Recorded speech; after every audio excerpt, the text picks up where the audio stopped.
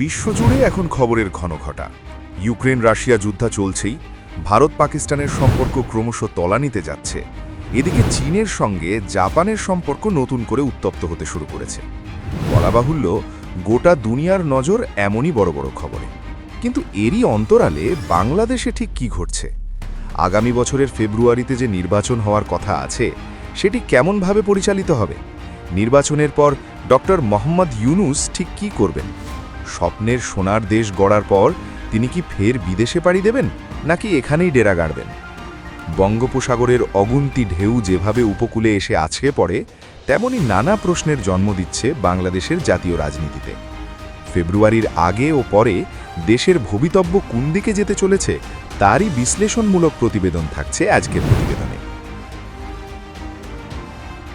বাংলাদেশের শিল্প, বাণিজ্য ও অর্থনীতিতে এক ভয়াবহ সংস্কারের ফলে লাল বাতি জ্বলে গিয়েছে।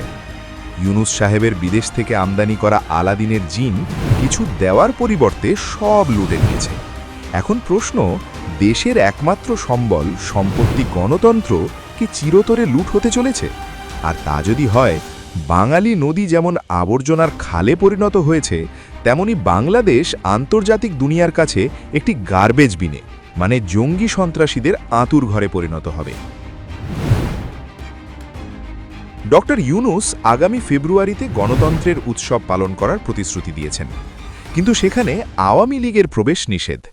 আর সেই সাহসেই ময়দানে নেমে দাপট দেখানোর মরিয়া চেষ্টা চালাচ্ছে বিএনপি ও জামাত।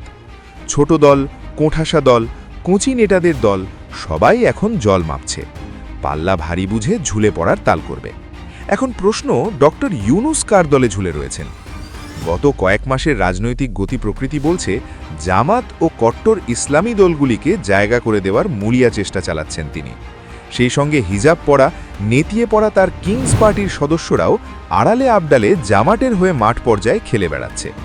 প্রশ্নটা হলো, ডক্টর ইউনূস দেশের রাজনৈতিক জটিলতা বাড়তে জামাতের সঙ্গে হাত মিলিয়ে কোথায় ঘোট পাকিয়েছেন? কথা ছিল ফেব্রুয়ারিতে নির্বাচন হবে, কিন্তু জামাত কিছুটা ঘাড় ধরে নির্বাচনের দিন ও সবার আগে গণভোট করতে হবে কতগুলি শর্ত খাইয়ে দিয়েছে। আর জামাতের সেই 4 শর্তেই লুকিয়ে আছে বিপদে নাচ। অর্থাৎ আগে গণভোট, তারপর নির্বাচন। মানেটা হলো শুধু নির্বাচন জামাতের কাছে মূল্যহীন। আমাদের স্ট্যান্ড ভেরি ক্লিয়ার, গণভোট আগে হতে হবে, নইলে এটা মূল্যহীন, এটার কোনো 2 পয়সার মূল্য নেই। দুর্নীতির বিরুদ্ধে আপোষহীন যুদ্ধ চলবে ইনশাআল্লাহ। আর গণভোটের 4 শর্ত ঠিক কি? 1. নির্বাচনকালীন সময়ে তত্ত্বাবধায়ক সরকার, নির্বাচন কমিশন এবং অন্যান্য সাংবিধানিক প্রতিষ্ঠান জুলাই সনদে বর্ণিত প্রক্রিয়ার আলোকে গঠন করা হবে। 2. আগামী সংসদ হবে 2 কক্ষ বিশিষ্ট। জাতীয় সংসদ নির্বাচনে দলগুলির প্রাপ্ত ভোটের অনুপাতে 100 জন সদস্য বিশিষ্ট একটি উচ্চকক্ষ গঠিত হবে এবং সংবিধান সংশোধন করতে হলে উচ্চকক্ষের সংখ্যাগরিষ্ঠ সদস্যের অনুমোদন দরকার হবে। 3. সংসদে নারীর প্রতিনিধি বৃদ্ধি, বিরোধী দল থেকে ডেপুটি স্পিকার ও সংসদীয় কমিটির সভাপতি, নির্বাচন, প্রধানমন্ত্রীর মেয়াদ সীমিতকরণ, রাষ্ট্রপতির ক্ষমতা বৃদ্ধি, মৌলিক অধিকার সম্প্রসারণ, বিচার বিভাগ এবং স্থানীয় সরকার সহ বিভিন্ন বিষয়ে যে 30টি প্রস্তাবে জুলাই সনদে রাজনৈতিক দলগুলির ঐক্যমত হয়েছে, সেগুলি বাস্তবায়নে আগামী নির্বাচনে বিজয়ী দলগুলি বাধ্য থাকবে। 4. জুলাই সনদে বর্ণিত অন্যান্য রাজনৈতিক সংস্কার রাজনৈতিক দলগুলির প্রতিশ্রুতি অনুযায়ী বাস্তবায়ন করা হবে।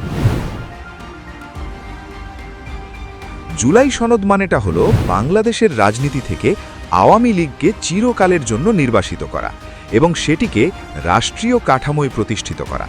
অর্থাৎ গণতন্ত্রের ভিত্তিকেই চ্যালেঞ্জ জানাচ্ছে জুলাই সনদ। আর এই কথাটার আঁচ পেয়েই বিএনপি আপত্তি তুলেছে। পার্লামেন্টের সামনে বৃষ্টি হচ্ছিল, ছাতা ধরে পাশ করেছি, সই করেছি না? তো ওইখানে আমরা যে বিষয়গুলো সই করেছি, সেখানে আমরা বলা হয়েছিল যে সব রাজনৈতিক দল যেগুলোতে একমত সেগুলো সব সই হয়ে গেল। এমনকি যে সমস্ত বিষয়গুলোতে রাজনৈতিক দলগুলো একমত হবে না, তারা আপত্তি দেবে, সেটাকে বলা হয় নোট অফ ডিসেন্ট।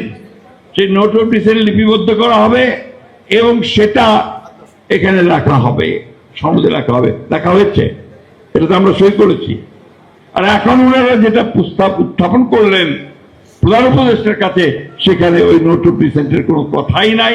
আমাদের এই কথাগুলো বেমালুম অনুবেচনা করেছে, তারা আবার নতুন করে কিছু কিছু ওখানে নিয়ে এসছে। অর্থাৎ জামাতের অভিসন্ধি ঠিক কি বোঝা যাচ্ছে। আর এসব দেখেও ডক্টর ইউনূস বেমালুম চেপে যাচ্ছেন কেন? এমন হাজারো জটিল প্রশ্নের একটাই উত্তর আছে ডক্টর ইউনূসের কাছে। আরও একবার শুনবেন নাকি সেই উত্তর? বাজারের মধ্যে বাস টার্মিনালে চাঁদাবাজি সবাই দেখতে পাচ্ছে স্যার, সরকার দেখতে পাচ্ছে না কেন? সরকারের চোখ অত পরিষ্কার নেই আর কি। অর্থাৎ অঙ্ক যেটা দাঁড়াচ্ছে, বাংলাদেশের সংবিধানকে বুড়ো আঙুল দেখিয়ে যেভাবে বেআইনি দখলদার হিসেবে 14 মাস কাটিয়ে দিলেন সরকারে, ঠিক সেই মতো আরও একটি দলকে বেআইনিভাবে প্রতিষ্ঠিত করার জন্যই নানা পায়রাতা করে যাচ্ছেন তিনি। আর আসল সত্যিটা হলো, ফেব্রুয়ারিতে নির্বাচনের আগেই দেশটাকে এক রক্তক্ষয়ী ভয়ঙ্কর সংঘর্ষের দিকে ঠেলে দিচ্ছেন তিনি। তাই বাংলাদেশ এখন জাহান্নাম হওয়ার প্রহর গুনছে। Goa's transformation is more than just development. It's about progress and a brighter future for all. Bridges that unite aspirations, highways that bring communities closer, world-class airports welcoming opportunities. From modern infrastructure to seamless connectivity, Goa is on the fast track to grow. Under the decisive leadership of Prime Minister Narendra Modi and Chief Minister Dr. Pramod Sawant, the double-engine Sarkar is driving Goa towards Vikasit Bharat 2047, a future of prosperity, innovation and limitless possibilities.